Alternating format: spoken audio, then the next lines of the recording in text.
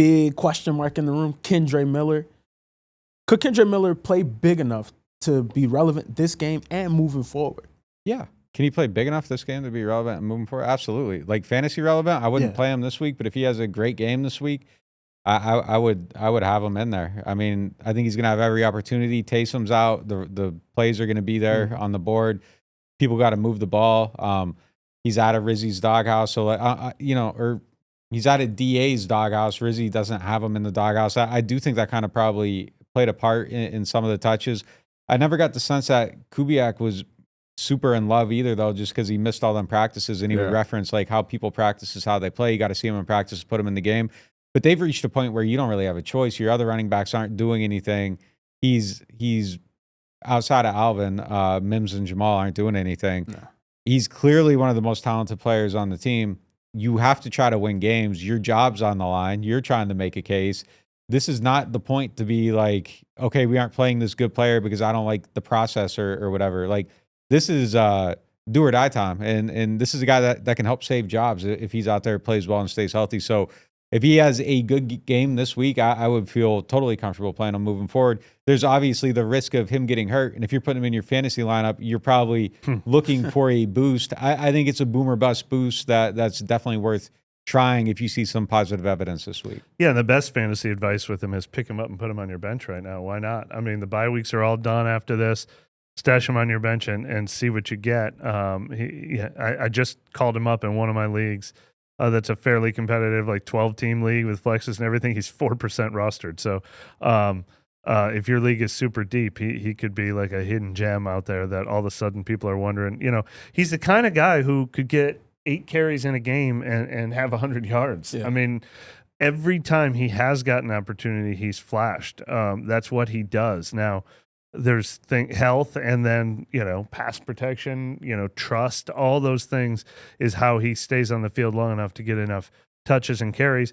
Nick loved the way he was catching the ball and thought he was going to be really involved in the passing game early last year. That's something that could still be true of him. So he absolutely could have, especially with Taysom Hill out, they need it. They need a second element to their offense in the run game. I wouldn't be surprised at all if he's a big surprise down the stretch. The part Nick mentioned, though, is, it very famously became that he was in Dennis Allen's doghouse because of the way Dennis Allen talked about him in training camp. But we saw it a week into OTAs. We were like, why is Kendre Miller running like third on this offense behind Jordan Mims, or fourth? He was behind, Alvin wasn't there, but he was behind Alvin, Jamal Williams, Jordan Mims.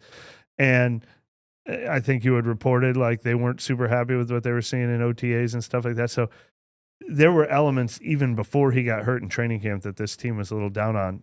I would imagine the entire offensive coaching staff had some opinions in that it wasn't just one man was out to get Kendre Miller. So he probably has a lot to prove to a lot of people. How many carries has Kendre Miller had this year? It's not double digits. 9. I would say on those 9 carries, that's enough evidence for me to believe that the offensive coaching staff, if they had made that decision to put him behind Jordan Mims, was grossly wrong. Yeah. So, I mean, their opinion on that doesn't carry much weight with me based on the evidence. Like, those 9 carries, and like there were a few that came back plus those. Like, that's enough for me to say, okay, you guys made a bad decision. Like, I'm sorry, but I disagree with it.